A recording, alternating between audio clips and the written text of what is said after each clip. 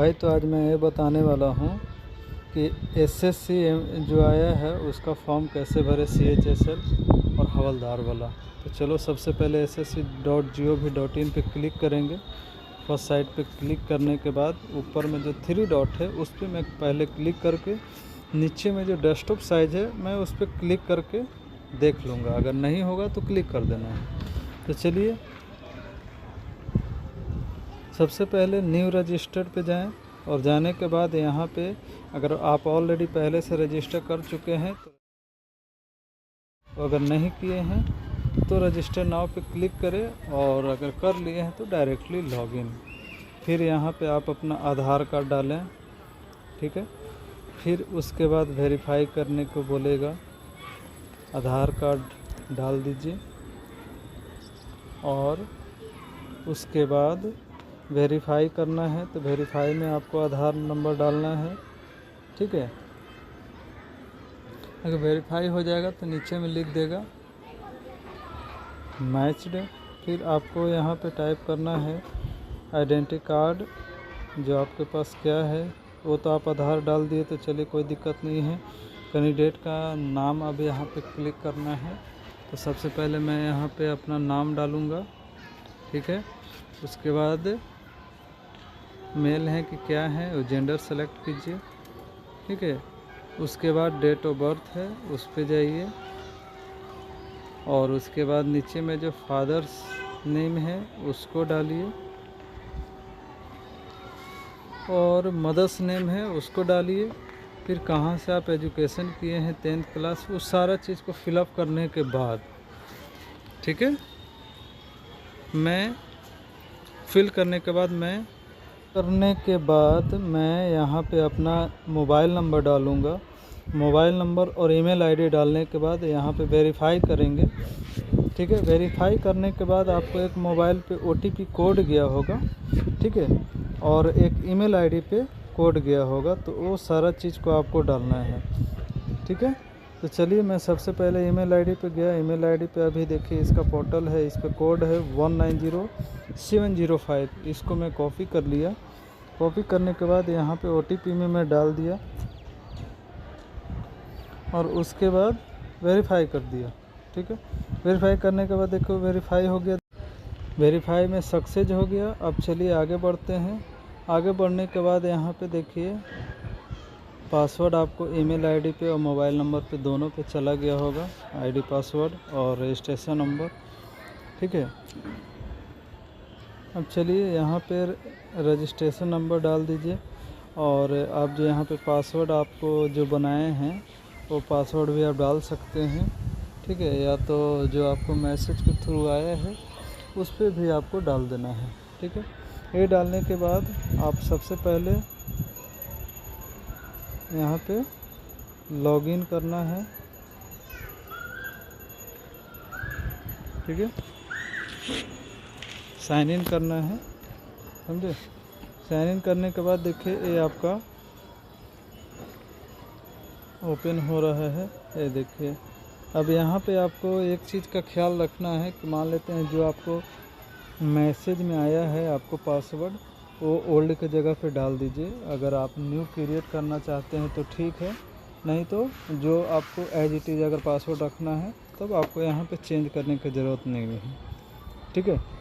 तो देखिए registration number है ओल्ड पासवर्ड, मतलब जो मैसेज के थ्रू रजिस्ट्रेशन नंबर और पासवर्ड आया है वो आपका ओल्ड पासवर्ड हो गया। जैसे मेरा 366788 है, ठीक है। तो ये आपका पासवर्ड हो गया, ये ओल्ड में डालना है ऊपर में, और न्यू वाले में आपको जो अच्छा लगे वो डाल दीजिए, ठीक है। आप अपने सीधा इसको नेक्स्ट पे एंड सेव पे क्लिक कर देना है, ठीक है। क्लिक करने के बाद आपको ये सक्सेसफुली हो जाएगा सेव, और फिर उसके जस्ट ओके करना है, ओके पे क्लिक करना है आपको। ओके पे क्लिक करने के बाद आपको यहाँ पे जो रजिस्ट्रेशन नंबर है वो आप डालिए और आईडी पासवर्ड है वो भी डालिए, ठीक है। तो सीधा यहाँ पे आपको रजिस्ट्रेशन नंबर डाल देना है और पासवर्ड डाल देना है। कैप्चा नंबर डाल करके आपको सिंपल सा लॉगिन हो जाना है। ठीक है, आप जो भी आपको जो इच्छा है वो पासवर्ड बनाइए और उसके बाद आपको लॉगिन कर जाना है। लॉगिन करने के बाद देखिए एडिशनल डिटेल में आपको अगर आप जिससे हैं उसको डालिए, वेरीफाई कीजिए। नेशनलिटी में आप डालिए citizen of India. Type of disability में अगर है कुछ तो डाल सकते हैं, नहीं है तो नहीं डालिए। ठीक है, ये रहा।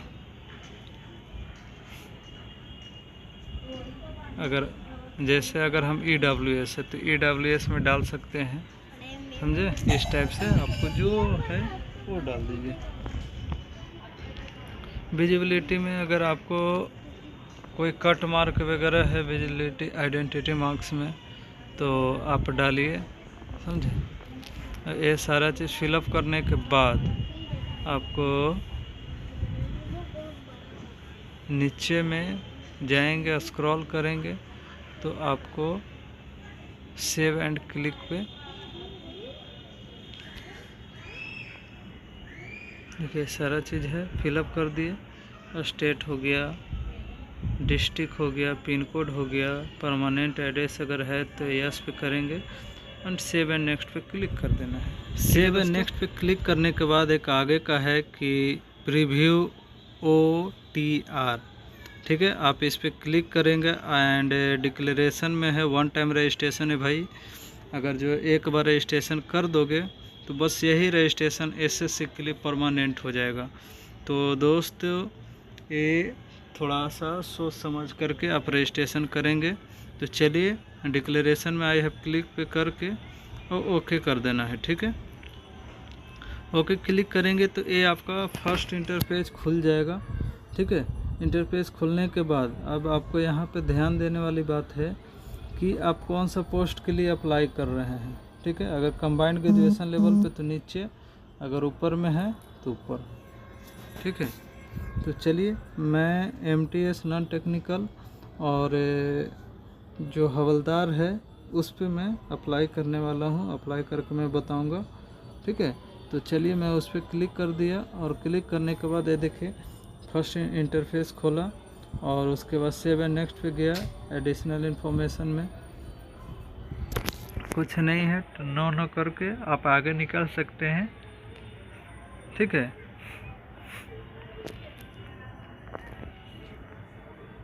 ठीक है, अब चलिए सेव एंड नेक्स्ट पे क्लिक किया, ये सक्सेसफुली एडिशनल इन्फॉर्मेशन हो गया।